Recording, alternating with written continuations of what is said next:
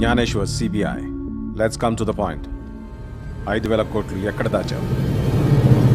Swiss బ్యాంక్లోనేనా? సైలెంట్గా కొట్టేయచ్చు, కానీ సైలెంట్గా ఉంటానంటే కుదరదు. ఎక్కడ దాచావు? అది కొట్టేసిన వాడిని అడిగితే కరెక్ట్.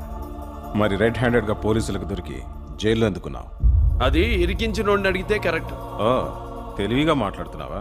కాదు, నిజం మాట్లాడుతున్నా. మీ నాన్న చనిపోతూ చివరిసారిగా ఫోన్లో మాట్లాడింది నీతోనే. పాస్వర్డ్ కనుక్కున్నావు, తర్వాత సెల్ ఫోన్ స్విచ్ ఆఫ్ చేశావు. తెలివిగా ఆ అమౌంట్ని నీ అకౌంట్లోకి ట్రాన్స్ఫర్ చేసుకున్నావు. నో! వాయిస్ పెంచి నో అని గట్టిగా అరిచినంత మాత్రాన నిజం అబద్ధం అవదు. సిబిఐ అవసరమైతే నీకు నార్కో టెస్ట్ చేయించైనా నిజం కక్కిస్తా. ఈ శ్వాసల వేడి చూసావా? ఈ కళ్ళలో మంట చూసావా? తగలబెట్టేస్తా లంకేద్దాను.